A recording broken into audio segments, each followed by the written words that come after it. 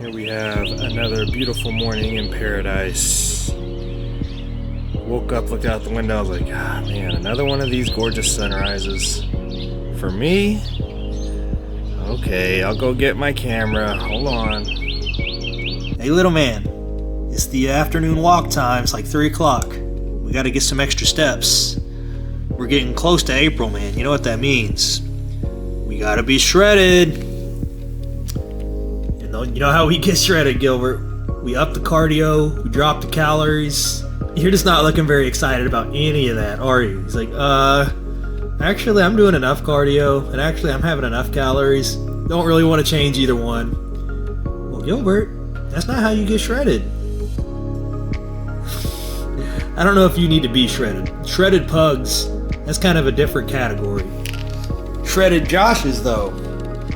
We gotta have shredded Joshes.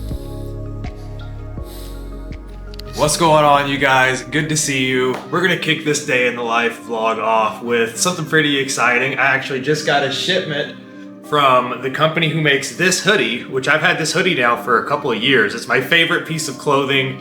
I get compliments on it everywhere I go. It combines everything that I care about. My passion for Christ, in bodybuilding, the fitness lifestyle, it's all in one. And so just last week, I became an affiliate of holystrength.com, HOLstrength.com. They gave me my own discount code, which is Beholden10. So if you guys want to support my channel, but also get yourself some good Christian fitness apparel, then go there, hook yourself up, help me out. But I got a shipment from them today, so we're gonna do a little bit of a try-on haul, and I'll show you guys what I got. This one, as I said, they actually have this hoodie still on the website, but it's currently sold out, I believe, so you can just be patient. Maybe you're a little jealous of how good I look in this hoodie, I understand. But I'll show you the back of it. It's got the John 3:16. See that? Pretty dope, I know. They actually have the same style in a t-shirt as well. So if you like the Redeemed and the John 3:16 with the barbell cross, this whole style, they have it in a t-shirt as well. But I got a whole bunch of stuff that we're gonna try on, and I'll let you guys tell me what you think of it. Just came in the mail last night. I wanted to crack this open last night and try on everything then, but it was already like 9 o'clock. My stomach was stuffed because I just ate a huge dinner and a big dessert. So I was like, you know what, we'll do the try on tomorrow. So here we are. Let's check out what we got. Check it out. There is the hoodie, the Disciple hoodie. We got a couple of ribbed tank tops. Got a couple of sleeveless hoodies and a sleeveless t-shirt right there in the middle. Which you know what that says, Christ is King. So we're about to get to trying all this stuff on. All right, let's do this.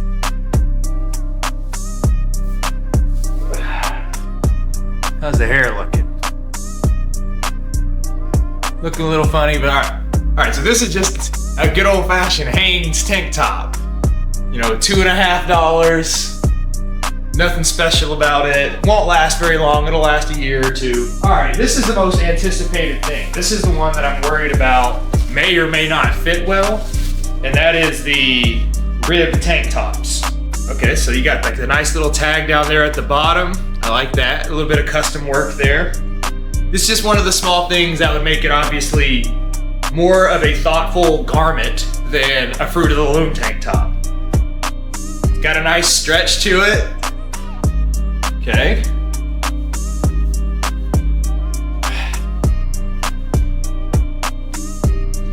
Yeah. There we go. It actually feels very similar to the fit of my favorite tank tops. Eastern Side Beats. Let me get that out of the way. How are we looking? Do we like it? It's like Iron Man. You just have the emblem right across the chest. Like, this is what it's about. This is the source of my strength right here. So this is the obviously white ribbed tank top.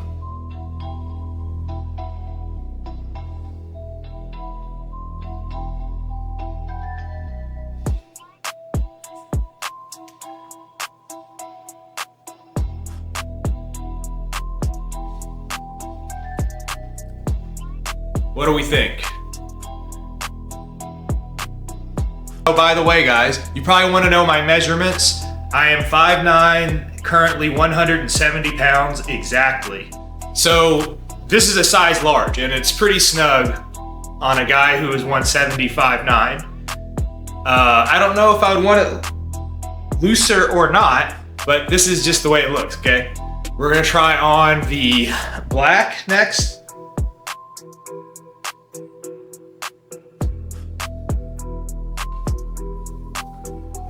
Got the black rib tank top.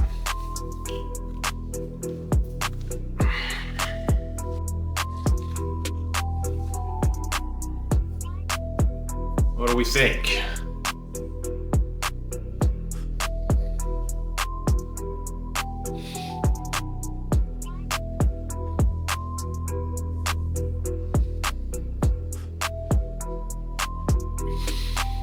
That's the black rib tank top. I gotta say, I think I probably need one size up in these. Like, they're wearable and they're fine. I don't like mine to be quite this tight. Look, maybe you can blame me for getting so jacked. I know it's my fault, but this is already a size large. And when I think of myself, I'm only a 170-pound human being. So I don't think of myself as a like extra large human being, but those sizes in general terms, small, medium, large, extra large, they're not really relevant to people who do bodybuilding and change their physique from a hypertrophy perspective. Like, you can become an extra large individual based on your chest circumference and your back circumference and your arms, you know, all the stuff that grows, your lats, all that stuff that grows in different proportion than people who just get fat. You can be extra large without being fat and still be very far beneath 200 pounds in my case. You know, I'm 5'9", and that's not that heavy. 170 pounds currently. During wintertime, I might get up to 175. That's not, in my opinion, a huge individual. But apparently in clothing apparel, it's considered extra large in certain items, such as a tank top. The other stuff that I got, I believe, and I'll go over the sizes of those as I try them on. All right, that's that. Let's try on the sleeveless hoodie next. All right, now we have the white sleeveless hoodie, as you can see. Looking a bit more loose fitting than the tank tops, quite obviously. This is, I believe, what size is this? This is actually a size medium. And I feel like this is, in most other sizes, probably a large. I feel like this item runs a little bit big. So this is a size medium on a guy who's 5'9", 170. Pretty cool. It's very lightweight. It's very thin fabric, very breathable, I would say. It's made for the gym. It's made for getting hot. It's not gonna hold a lot of sweat. Very cool, I can tell. Like, training in this during the summertime, you wouldn't want to train, for example, in an all cotton sleeveless hoodie. That would get very gross smelling and very gross feeling. And everybody in the gym is not going to want to use the equipment that you're using, because that's just how cotton sweaters and sleeveless sweaters work. They absorb all of that sweat, they look gross, and they leave a lot of sweat behind. Get yourself something nice and thin like this. This is very breathable. You'll be able to train in this all summer long. Not bad, not bad. Okay, black sleeveless hoodie. Now, one thing that I'll say, and this is because I have, you know, very large lats, is that I prefer my armholes right here to drop down to where my lats actually are. My lats go all the way down to here. So if I were making my own hoodies or sleeveless items, tank tops, etc., I would have this armhole dropped another 2 or 3 inches. But the problem is that doesn't look great for people who don't have well-developed backs. They're gonna look kind of like weird, like they just have like these giant side holes. So, you know, it starts to look like a tunic if you don't have the right physique for it. Whereas if you actually have enough lats, then your lats fill out all of that open space. And it actually flatters your physique because it's showing off how well developed your back is. But if you don't have that, then don't do that. This is the black. Pretty cool, I like it. Got the sleeveless t-shirt. This feels like a little bit of a thicker material than the sleeveless hoodies and the tank tops. This is a bit denser. How we looking? Flip that back. Christ is King sleeveless t-shirt. Boom. So this has the drop arms that I was talking about earlier, where it's all the way down the lap. I would have liked to seen that on the hoodies. Just personal preference.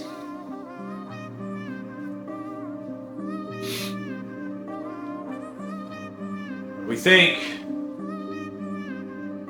And now, the Disciple hoodie. This is the one I've been most excited about. Just because who doesn't love a big, baggy, cozy hoodie, you know? And who doesn't love repping our Lord and Savior while being warm and fuzzy and cozy? This, what did I get? I got a size large, I believe. This is a size large.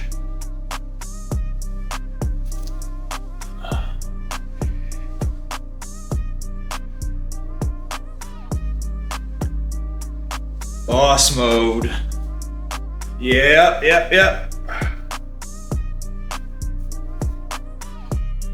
What do we think? I don't know. Do you guys like it? I like it. I think you should go get yourself one. I'm feeling this one. I wish this one actually came in different colorways, but I think it only comes in black. Every order also comes with one of those bad boys. So this is pretty cool. You can put this on your shaker cup or your laptop or whatever else. I don't know where I'm gonna put mine yet. But that does it for our try-on haul. If you guys liked any of the stuff you saw, go support my platform, go support this brand, and go support our great commission that we are all a part of. Use my code Beholden10 to get yourself a discount. Hope you guys liked it. Beholden to Truth. Christ culture. White identity. And fitness lifestyle. Red pilling the masses. On the front lines. Against the synagogue of Satan.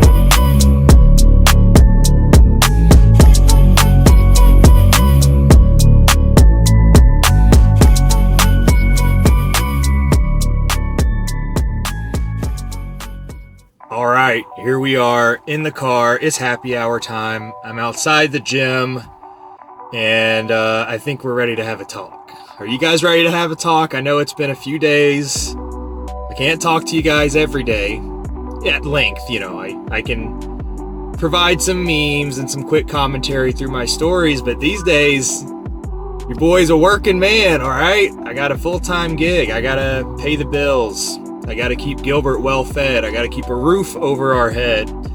I gotta plan for a future family. You know, all the stuff I gotta do. So, hold on, let's make this a little bit more intimate, shall we? We're gonna zoom up and then have a conversation about a comment I just saw on my Instagram account that triggered me. So I'm gonna talk to you guys about that. What Rumble recently did that leaves me highly suspicious of the content of their character. And anything else? Probably not. That's probably all I got time for today. I don't have time to go on for a super long happy hour. But yeah, let's get this thing cropped in a little bit. As you can see, I got my Holy Strength hoodie. I'm telling you, this is my favorite piece of clothing in my entire wardrobe. It's like so cozy. This is a size extra large, so it's like walking around in a blanket. I get compliments on it everywhere I go. All right, but can we get a zoom here?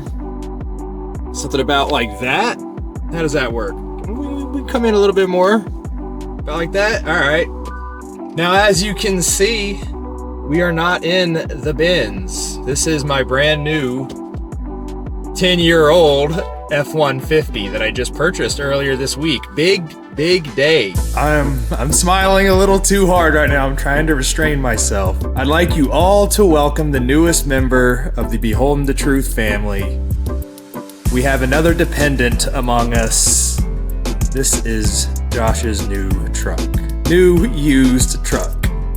Pretty significantly used too. It's got 150,000 miles. It's a 2014. So it's 10 years old, but I gotta say, I think he is aging quite beautifully. I haven't named him yet, but I do have an idea. I'm gonna run by you guys. What do we think about calling him? Hold on, I'll save it and let you know this guy who now desperately needs a wash so that I can sell him. Yes, we're getting rid of the Benz. We're switching from the SUV life to the pickup life. So this is Roger, you guys. I've had Roger for 5 or 6 years now. Have absolutely loved him. Would totally recommend. It's actually my second Mercedes. I had an E-Class before that. And hey, they're great cars. I'm not getting rid of it because it has any problems. It's just I want a pickup truck for many reasons. Mainly because I became a homeowner this last year. And time again, I have found myself needing a pickup truck. So, my next door neighbor just pulled up. I gotta talk to him. All right, that's enough of the outside. Let's take a look inside. The inside is a very, very important component, seeing as, I don't know, 40% of the reason I bought this thing is to be a mobile office. So it needed to be pretty clean, in good shape, especially for a used car, you know? Leather interior is a must. It's not this most super luxurious, you know, it doesn't have the lariat or the platinum wood trim, and it doesn't have the nicest head unit right now. I probably will replace that head unit with something that has CarPlay. But for now, it's got a good color scheme.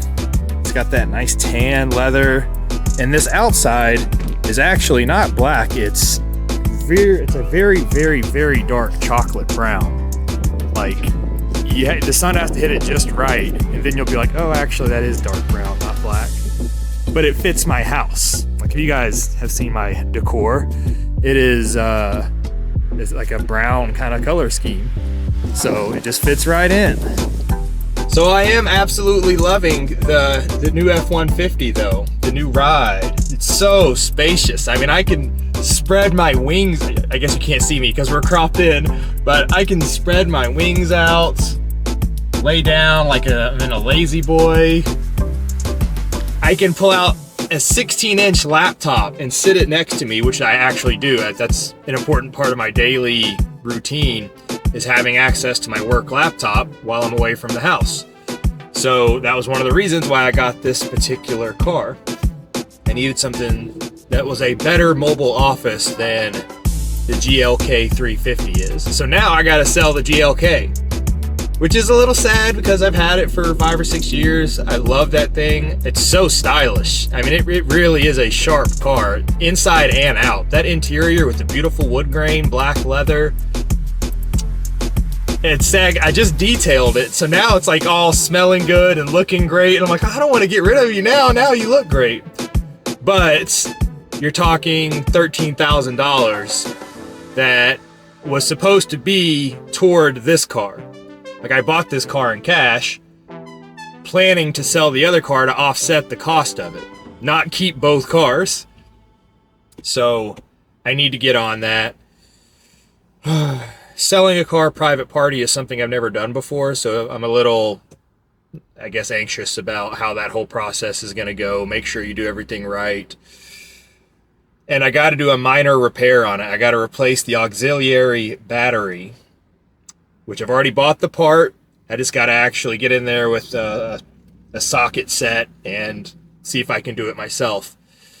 So that's probably planned for this afternoon, and then we'll get on listing it on Facebook Marketplace and all those other kind of places. Then you got to deal with people trying to nickel and dime you and negotiate and lowball you.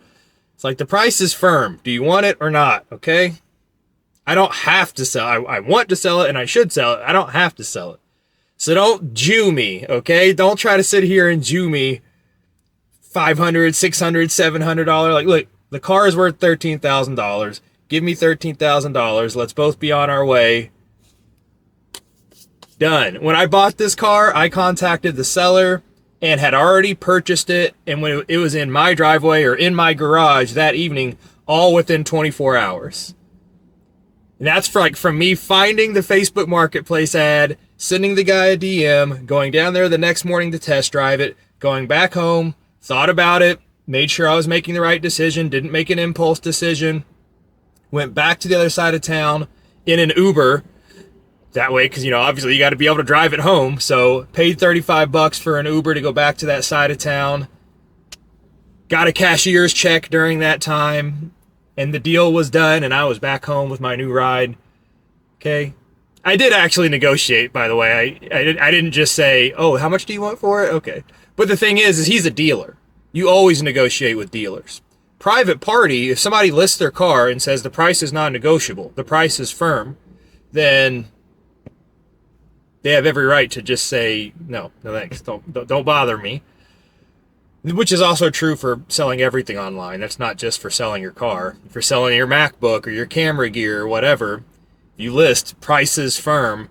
It really is annoying when people Jew you and try to send you a message where you say, I'll give you 50%. Like this guy this morning saw that I was selling my Sony a6100, the first camera I bought, and it's currently on eBay for a buy it now of $625, which is a good deal. New, it's $700, and it's in like new condition. And its current bid is at like $500, something like that. And so it's going to sell for between $500 or $600, which is totally fair. It's about what I expected. I also have it listed on my local Facebook Marketplace for $625, the same as the buy it now on eBay. This person on Facebook Marketplace sends me a message this morning saying, I'll give you $300 for it. I'll come pick it up right now. I'm like, I should have checked his last name. I smell somebody rubbing their hands together and saying, profit.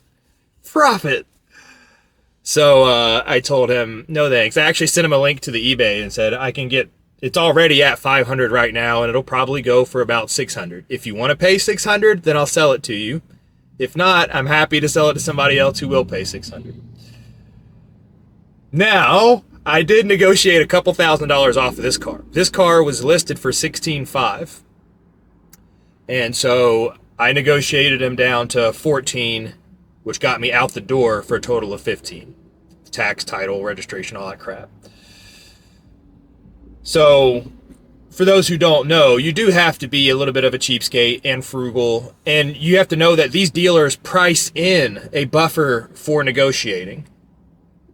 Now, use Kelley Blue Book or use other market research to determine what the going price is, so you're not trying to just throw out prices that are unrealistic in the first place, lowballing them. But anyway, I negotiated a little bit. I was happy to save a couple $1,000s off the sticker price, especially when the whole car itself, a couple $1,000s off of a $16,000 car is a much larger percent discount than a couple $1,000s off of a $70,000 new truck. I mean, honestly, new trucks get up to $100,000 now. So big difference between getting a couple grand off of a used truck with 150K miles, 10 years old. So I buy used. I've always bought used. I've never bought or leased a new car in my life. Every car I've ever had has been usually at least 10 years old. Actually, when I got the Benz, it was like 7 or 8 years old, I think. But still, like, never within the last couple of years. Great way to save yourself some money. The last thing I'll say about that, because I had the luxury of being able to buy it in cash, you actually save in two ways. One is obviously you're not taking out a loan that comes with interest, and you're saving all of that interest that you would have paid over the 48 months or 60 months or however long you got the loan for. Two, because you have cash and you don't have to give up your own current car as collateral towards it or as a trade-in towards it, you don't have to take the trade-in price for your car. You can sell it on the private market, which is going to get you like 20% more for it. So every other car in my life I've ever bought, I've had to trade in my current car towards it, which means accepting this really crappy offer. Trade-in rates at dealerships are notoriously low compared to what you could get for the exact same car on the private market. If you use Kelley Blue Book, you know what I'm talking about. It shows you what your trade-in value is, your private party value, and what the dealership value would be. So you save both on not having to pay interest and not having to take a significant markdown on your trade-in. So, I mean, this adds up to thousands of dollars, and this is one of the ways where wealth starts to provide dividends for free. Like, you're getting extra bonus money either saved or brought in every year just because you already have money. So it is important to get that nest egg built up, and then it gives you flexibility to do things like buy a car in cash and then work on selling your other car on the side. That'll offset most of the cost of the loan, if not all of it. Kind of depends on if you trade it up or not. For me, this whole thing is basically me paying $2,000 or $3,000 to switch from that car to this car, and never have to take on a loan. I still stay note free, or whatever they say. I still don't have any car payment, which is just beautiful. Once you're in that point of life, not having to have a car payment, it's pretty nice. And you don't want to jump back into having a car payment unless you really have to. That's you helping Israel. That's you supporting the whole usurious financial model. Every time you take out a loan or you pay something on credit card, you pay something on debt, you are pouring gasoline on the debt slavery that our nation is sadly probably going to collapse underneath.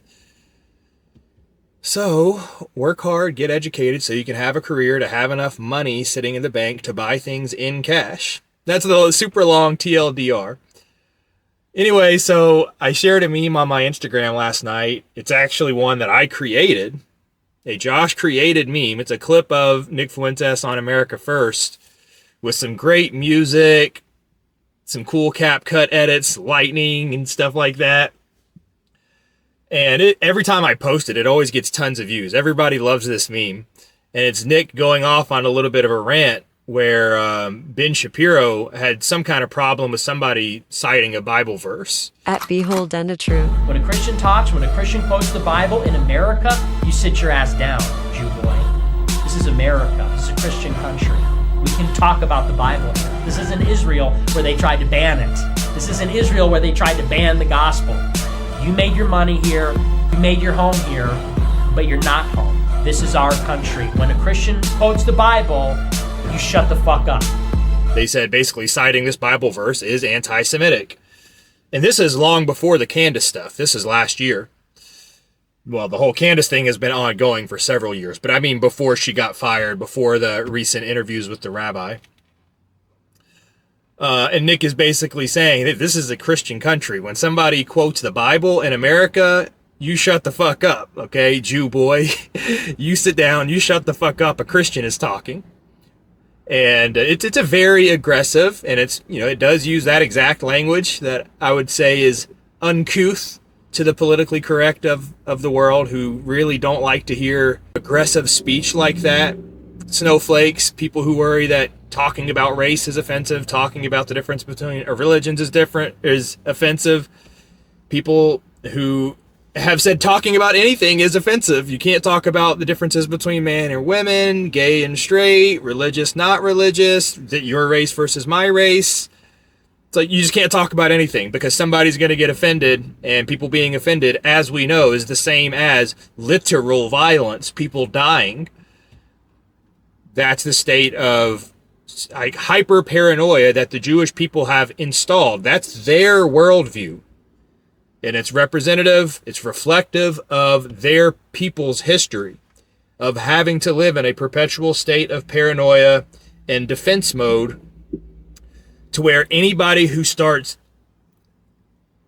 publicly speaking to the Jewish people's influence and that it may not be a beneficial thing for the host nation, they have to in some way either attack or discredit those people and make those ideas that those people are speaking publicly about, make the ideas seem to be immoral.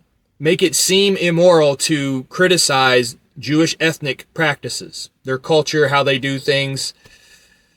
Make it seem immoral to criticize the nation of Israel and the way their foreign policy works and how they interact with all of the people living around them and how they interact in foreign nations' government and electoral processes, AIPAC and so on.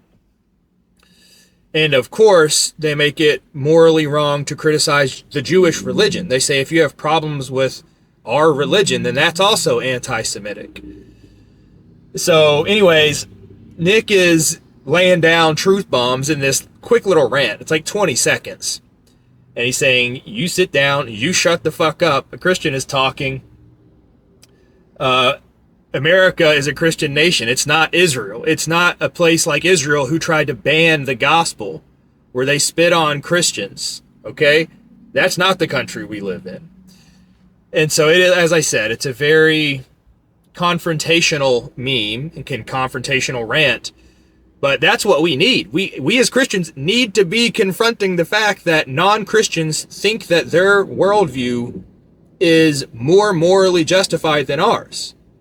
And they are forcing that upon us. That's the curriculum in our public schools. Those are the laws on the books. In 35 states of America, you cannot boycott the nation of Israel. The Jewish nation. It is illegal to boycott the Jewish nation. It's not illegal to boycott your own nation. If you want to have a campaign that says, do not buy American, nobody buy American because our country is corrupt and you can have fair claims to say so, you can do that. That's fine. It's okay to bankrupt your own nation. But if you wanted to say the same about Israel, I don't like what Israel's doing. Nobody should buy Israeli goods. That's illegal in 35 states. In other states like Florida, it's illegal to simply criticize the Jews, the Jewish culture, the religion, to insinuate that they have an influence in America that they use for their own self-interest in the media, in the education system, in the government, to pass these kind of laws. Doing any of these things in the state of Florida will get you arrested. Wow, that's pretty bizarre. Why am I being arrested for criticizing somebody else's religion? Why am I being arrested or financially sanctioned for questioning the accuracy of an event that happened 100 years ago on the other side of the globe that had no independent journalism toward it? It was all state-created media and propaganda.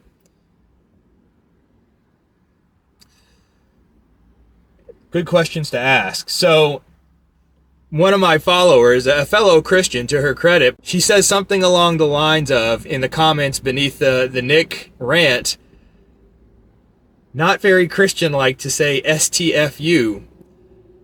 And I'm like, man, come on. This is the problem. You Christians... She believes that it's not appropriate to say STFU because that is divisive and that it's confrontational, it's aggressive. Do we not think that Jesus was confrontational? Do we not think that Jesus was divisive?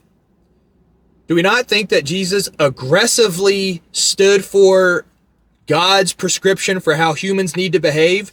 Did Jesus not storm the temple with cords and accost people to get them out of the temple, the money changers? Isn't that a little aggressive, a little assertive? Could you not use that language? You know, when you're out there evangelizing, please don't use curse words. Beholden to Truth. Christ culture. White identity.